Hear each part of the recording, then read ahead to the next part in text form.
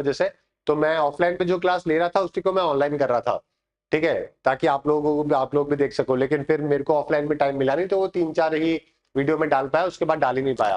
तो मैंने फिर जो है वो नोट्स की जो पीडीएफ है वो मैंने बच्चों को अवेलेबल करवा दी थी, ठीक है। अदरवाइज तो मैं सारे वीडियो आपको डाल देता, वरना तो यूट्यूब पे कोई दिक्कत नहीं है।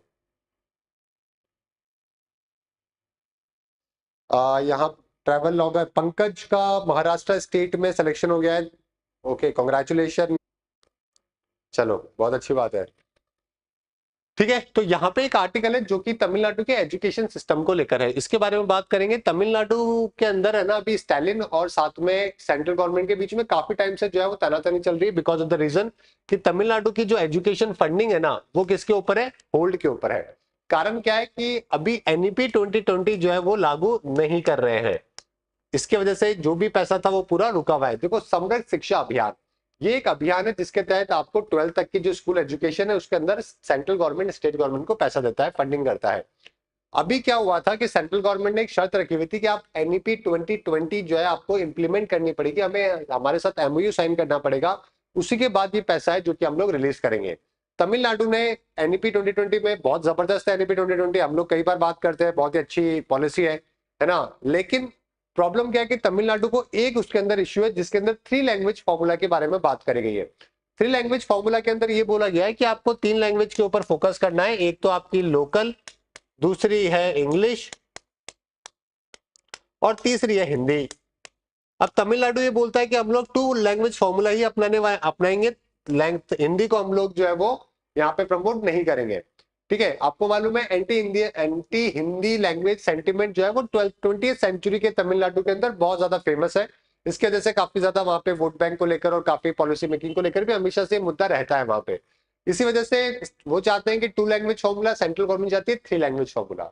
इनफैक्ट हमारे कॉन्स्टिट्यूशन के अंदर भी है कि हमें हिंदी को प्रमोट करना है ना, और हिंदी को एक कॉमन लैंग्वेज जो है जो कि हमें बनाना जरूरी है। तो इसी वजह से अगर आप देखोगे ओवर द ईयर जो है वो हिंदी लैंग्वेज का जो नंबर है वो भी बढ़ता जा रहा है, जो लोग ज्यादा बोल रहे हैं, है ना। अगर आज से 20-30 साल 40 साल पहले देखोगे तो सिर्फ 20-30% लोग ही बोला करते थे, अभी 43% तक है जो कि पहुंच चुका है।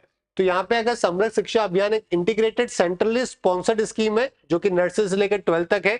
इसके अंदर टीचर्स ट्रेनिंग भी करवाते हैं सेंट्रल गवर्नमेंट, इसमें सैलरीज हो गया, special education, digital education, infra, vocational, sports education, किताबों के लिए ग्रांट, यूनिफॉर्म के लिए ग्रांट, लाइब्रेरीज के लिए, ठीक है। तो 2021 से लेकर समग्र शिक्षा अभियान में 2026 तक का जो इसका टोटल बजट है वो 2.94 लाख करोड़ इसका टोटल बजट है, 3 लाख करोड़ के आसपास का इसका टोटल बजट है।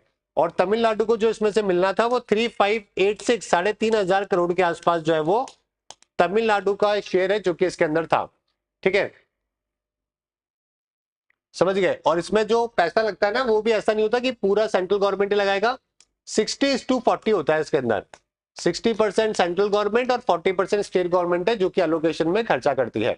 तो अब इसमें से 60% जो सेंट्रल गवर्नमेंट का बन रहा है जो तमिलनाडु को देना है वो 3,500 करोड़ रुपए के आसपास है। इसी प्रकार से एमओयू साइन किया गया पीएम श्री स्कूल को भी प्रमोट करने के लिए।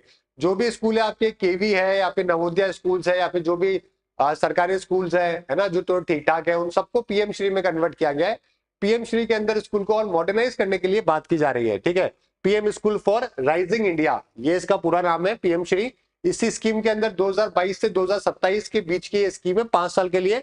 और इसके अंदर ऐसा बोला जाता है कि 14,500 14,500 स्कूल जो है ना उनको मॉडर्नाइज किया जाएगा एनईपी 2020 के लाइन के ऊपर। और उसके अंदर भी 27,000 करोड़ रुपए का टोटल बजट है जो कि इसके अंदर बताया गया है।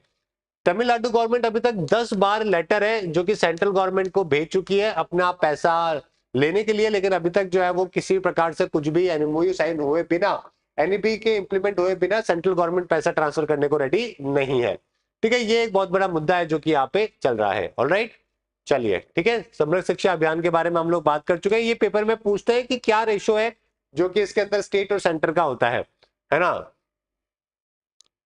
चलिए, और बोन ऑफ कंटेंशन क्या है, 3 लैंग्वेज फॉर्मूला यहाँ पे बोन ऑफ कंटेंशन है ना, ये भी आपको ध्यान रखना है, ठीक है।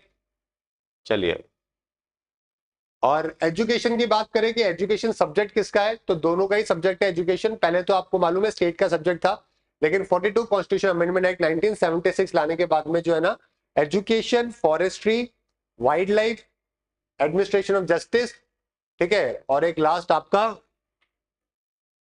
Wait and major. ये 5 जो टॉपिक्स हैं ये हमने स्टेट लिस्ट से हटा के कॉन्करेंट लिस्ट में डाल दिए थे। अब समवर्ती जो सूची है कॉन्करेंट लिस्ट है, उसके अंदर पावर दोनों के पास होती है, स्टेट और सेंटर, सेंटर के पास ज्यादा पावर होती है। इसी वजह से एजुकेशन का जो इनिशिएटिव है ना, ठीक है, एजुकेशन का जो ये जो इनिशिएटिव है वो सेंटर के पास पावर यहाँ पे ज्यादा देखने को मिल रही है।